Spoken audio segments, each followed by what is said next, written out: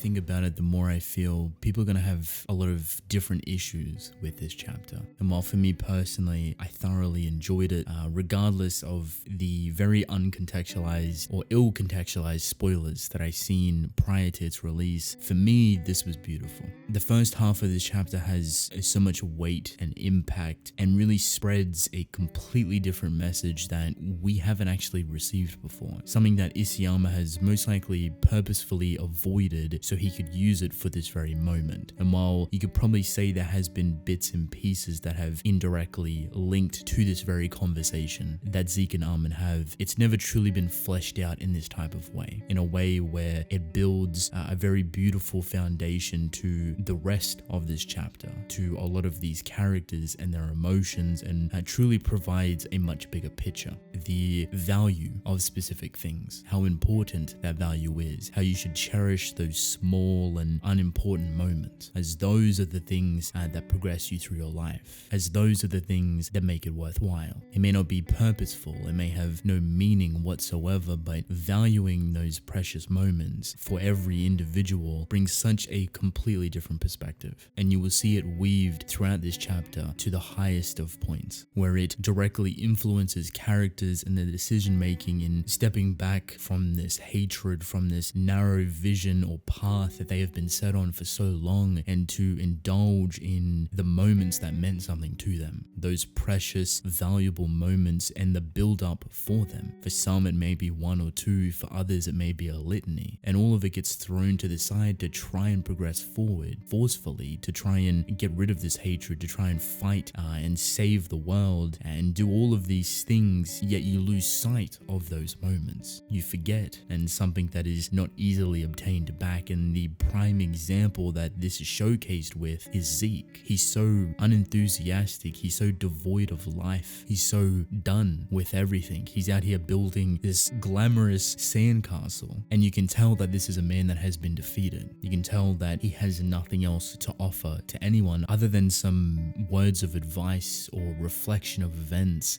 to Armin. And they're shallow in personality, they're shallow in thought and design, and it seems very textbook from him, almost like he's just repeating something that he's read years ago. He's a very soulless individual. You can tell he's been beaten down and he's lost any sort of will to fight, to live, to more importantly cherish those moments and remember them, to relive them. The way he structures those textbooks words make it seem so artificial. It makes life seem so artificial, that we all just go to this point and follow this purpose is to multiply. He boils down the purpose of life is to multiply, and what runs alongside that seek or path that leads you to multiplication, that leads you to the purpose of life from his eyes, is death and extermination, and how that breeds fear, how it breeds pain and suffering, and how people will do everything so desperately to avoid it. For me, the way Zeke talks about everything in such an artificial and textbook type of way makes it even more prominent and powerful when he steps out of those words, when he finds his meaning and his purpose of life, not just this grand idea of multiplication to progress further within humanity and to continue forward, but when he finds his meaning, which is a very small glimpse of a baseball, when Armin is reflecting on his own purpose, things he values, the things he loves, these very small, insignificant moments within life that he cherishes. Zeke too starts to see the bigger picture. He starts shedding away that artificial grand scheme mentality and starts to focus on something he loved. And it was that very brief period many years ago for him when he was playing catch with someone he appreciated, someone he respected and valued. And even he recognizes that it amounts to almost nothing, but to him that was purpose. To him that was something he cherished. And that if he was reborn, he would wish for something like that to be the first thing that he experiences.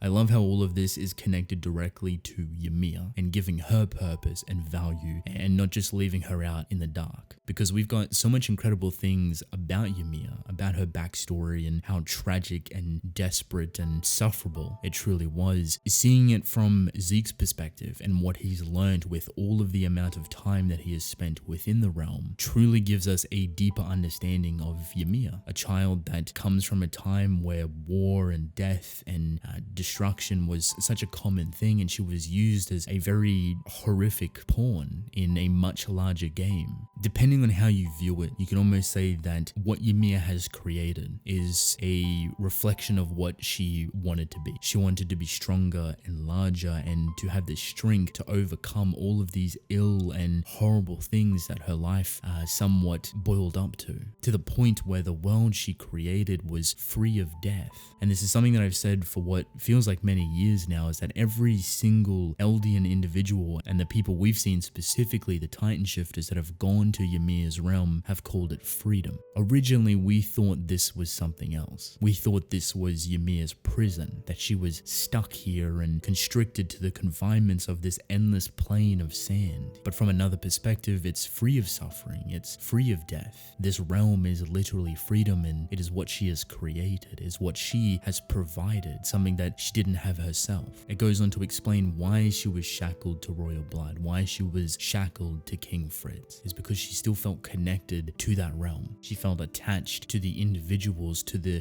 purpose, those very insignificant moments that she valued, the better time in her life. That's what she was attached to. She may have been in a completely different realm and spawned so much even after her death, yet she still didn't want to let go of all of those beautiful, purposeful memories that she had. Friends, family, lovers, any sort of good moments that she had, that's what she was connected to. Zeke couldn't understand this. So the beginning of this chapter makes a whole lot more sense on why his words feel so shallow and artificial with no life breathing out of him. But the person that could understand Ymir was Eren. Eren could understand those values, those purpose, those little moments, because we've seen how human he can be, how much turmoil he's put himself through to get to this mindset, to get to this point. It seemed almost impossible that he could shed his humanity to be able to push himself to do the things that he needed to do, that the world pushed him to become. And when we see Eren for the first time within the realm, when he has all of this power, it's not him normally. It's not him at a current age, it's him as a child. Using that child mindset is such an incredible way to let go of all of these horrific things, to turn on that ignorance that children have when they're not privy to the world, where they don't know how things function. Channeling a desire or a mindset that is pure and 100% full to the brim with no deviation or defects within it whatsoever. It's not child Eren's fault. It's a fault against time. It's a fault against knowledge and understanding the world. That comes with time. You learn about things. You come to appreciate and learn your rights from wrong. So regressing or putting oneself within that mindset allows him to do things easier, allows him to overcome that human side of himself that he struggled so desperately, which we've seen, to overcome. What brings Zeke out of this fabricated mentality is Armin reflecting on his own purpose, his own value in moments that he appreciated, and there were such mundane and simplistic things, yet filled with so much personality and enjoyment and things that he loved. Those are what gave him purpose for life. And when he picks up this leaf, which is what kind of spirals everything out of control and showcases and flurries up all of these emotions, you realize that all of this is just based on each individual's perspective. That at the end of the day, whatever people value, whatever people's purpose is, comes down to their own perspective. That includes Eren, that includes Ymir, Zeke, Armin, everyone that you can think of. So when Armin picks up this leaf and sees his own purpose in remembering those moments that he once forgotten, Zeke also starts to feel the same way. He remembers that time when he was playing catch with an individual that he appreciated. So while Armin's seeing a leaf, Zeke is seeing a baseball. That's his purpose. That was his value. Something that he completely forgot about and disregarded and locked away many years ago. They were born for these precious moments, to appreciate them, to indulge within them. So from here we switch out of the realm and back to the chaos. All of these titans from past coming forward and completely obliterating everyone. People are getting injured, they're running out of time, they're running out of stamina and not really sure on what to do. They are pretty much up against the wall. However, this is when helping aid comes into play, and I think a lot of people are going to be somewhat split about this whole scenario. To clarify, people have not returned. On the contrary, I think it's more so just the emotions and the memories and not necessarily them being there specifically, if that makes sense. Because we don't see any sort of legitimate interaction between them. We don't see them having a conversation. We see them acknowledging certain things. We see Zeke talking to a lot of different people that he appreciates throughout the past and the individuals that have passed away, but none of them necessarily respond. If anything, because this place is freedom, they've always been here. This is where Eldians go when they die. They avoid death completely and can be utilized in such of a way. way. We've seen it throughout this final arc with Titan shifters that we've seen, like Armin's Colossal Titan. Ymir or Eren stole that ability from him. Not the whole thing, but just channeling Armin allowed Eren to spawn the Colossal Titan out of his own body. This is the power of the founding Titan. So before you think it's a cop-out, or even if you don't feel all too right about it, just know that this is legitimately always been a possibility. As soon as all of these Titans from history came out to play, which most likely still have some sort of emotional or characteristic attached to them in terms of the individual that used to control them, we just don't see it because it has no relevance to us. When we see Bertolt and his memories come out, they start to help everyone. Annie recognizes this, and then we see Porco and Marcel come out to play, as well as Galliard and the other Ymir, all in their Titan forms, helping as best as possible to fight off these other Titan shifters. They're not necessarily talking or having a conversation, they're just being channeled through what I think is actually Zeke. Zeke having the royal blood and somewhat connecting with all of the individuals within the realm is able to spawn them through Eren's Titan. Now that's not necessarily confirmed, nor is it really showcased, but it would make the most sense. The other version of that is if Ymir was the one doing it, but I don't see why she would spawn these people specifically. I honestly think she's not really in control. I think Eren has pretty much taken over most of the control and she hasn't really done anything about it. She's kind of just along for the ride, watching everything unfold, but even then it's hard to really fault where she sits mentally or emotionally. Just maybe she can't do anything at all because Zeke has been stuck in that realm, because he's maybe technically still alive or been absorbed with Eren in that type of way. So the power has always been torn between the two, and because there's royal blood in the vicinity, she is still somewhat shackled in itself. Even if there was a possibility that she could interfere, I don't think she would, just because of the amount of emotion that she had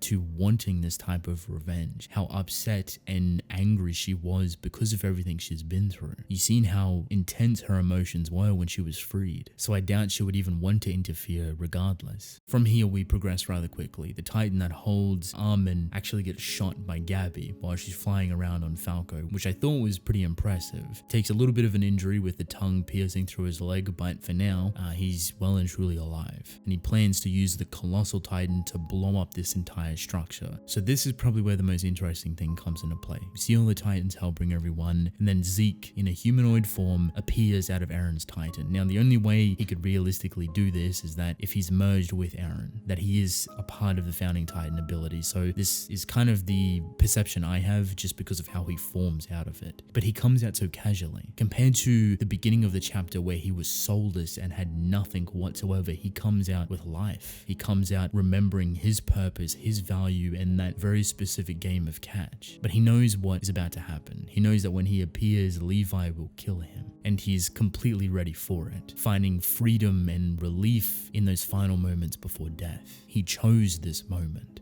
They go on to provide the Titans coming back with a little bit more context and saying that Ymir wants to be connected. She wants to be connected to everyone. And I wonder if this is more so a reflection of things that she didn't have. If she didn't have a loving family or friends, because it was all shrouded in misery and tragedy. So when she created the realms, when she created the paths and every Eldian coming into this place, which is known as freedom by individuals that fall within it, because it's not death, it's not life, it's this limbo state. She is directly connected and experiences things with them. She's not alone. And maybe that's something she doesn't want. She doesn't want to be alone. She wants to be connected to everyone. With this, you send off Zeke Yeager, killed by Levi. And while it brings both of their arcs and emotions to a very beautiful conclusion, the way Zeke goes out is something that I didn't expect. Having this massive shift in personality and emotions and breathing that life or soul back into him once again for the final moments was rather heartbreaking. He admires how beautiful the day is, which is kind of ironic when it's shrouded by so much blood and death and destruction, but the skyline, the clouds that he's looking up towards is so beautiful, to the point where he wishes he realized it earlier. And through that you have a panel of Levi cutting Zeke's head off, killing him completely and taking him out of the story. Now because of this we get some pretty direct consequences. Zeke being killed actually stops the rumbling. It doesn't crumble or bring everything to a conclusion explosion, it doesn't close it off, but it stops the Titans advancing, which directly fuels back into the idea that I mentioned that Zeke this whole time has actually been intertwined with Eren. With this, you get the explosion of Eren's head, and before the parasitic spinal structure can reconnect rapidly to Eren's head, Reiner comes in and takes control of it. It's very powerful and overwhelming for him, but he's willing to tank the explosion that the Colossal Titan is about to do to obliterate everything within its path. And it's obviously to bring a conclusion to everything, separating Eren's head, not allowing him to regenerate or have a connection to the founding Titan power, and exploding everything before he can rejoin. I truly wonder if this is actually the end of Reiner, because a warrior's death seems very fitting for him, but I always thought he would die in a very contradicting type of way. At the point where he wanted to die the most, he kept living. Previous chapter, or the one before that, where we seen him almost give up, but then get fueled by Jean to continue living, to not be so stupid and to value his life. And he kind of comes back to reality and even thanks him. So now that he's somewhat on this path of fighting and wanting to potentially live, even though he doesn't actually express it, it'd be very ironic if he met his conclusion. The one time that he finds his purpose to live and is fighting so desperately and not trying to give up, he meets his conclusion, but in a way that is fitting for him, a warrior's death. Even though they say that the armored titan can tank the explosion, you never really know, and I guess that's going to be the biggest thing leading into the next chapter, as we get this very glamorous final panel of them saying goodbye to Eren and the massive colossal titan blowing up completely, with Armin bringing an end to all of it. The colossal titan explosion, humanity's savior, has come forward, and it is 100% a breathtaking final panel and a incredible way to bring everything to a conclusion. I know a lot of people may be split about this chapter. I think the biggest thing is all of these titan shifters lending their strength, but I feel the way it was utilized and how they're not resurrected or revived or coming out of nowhere, that they actually have value and importance to being there, has given them the advantage to be able to pull this maneuver off. Does this mean everything comes to a conclusion? Does this mean Eren Yeager has been defeated? I don't think so. I think the biggest threat for everything, yes, but if Eren is still actively alive within the realm, within the power, that is another issue in itself. And I think talking to him and getting through to him to some sort of degree will bring everything to a conclusion. Considering we only have 2 chapters after this, I highly doubt there's going to be any death, destruction, or devastation that's going to come from this. We may get to see a very warped, skewered, and manipulated Eren Yeager in the next chapter, and everyone trying their best to bring him back, to convince him that it's done, it's over, you've caused the destruction, you've destroyed Marley, there is a chance for freedom, there is a chance of a progressive future. We've seen the different perspectives for it. We've seen different people acknowledging it. This may not be going towards the ending that people want. This may not be the annihilation or genocide of the world that people wanted, but for me personally, I absolutely loved it. I think Isayama has done an incredible job. And at the end of the day, it's entirely up to you. Whether you love it, hate it, appreciate it, or truly despise it, or wished for a completely different outcome. Do remember that Isayama loves to throw curveballs. He loves to subvert that expectation. And we have 2 chapters remaining. And while it may not be enough time to completely start up the rumbling once again, or to have this massive new wave of attack, mentally and emotionally, there may be something there. The side of Eren that we haven't realistically seen yet, that's only been teased here and there. All we can do now is wait and have faith in Isayama and how he wants to bring a conclusion to such a powerful, memorable, and important story. So with that being said, that is basically it. Let me know how you felt about the chapter. I think there's going to be a lot of interesting topics of discussion for it, so I would definitely love to know your thoughts. But I want to thank you all for watching. Hope you enjoyed. Drink plenty of water, and I will see you within the next one. Goodbye.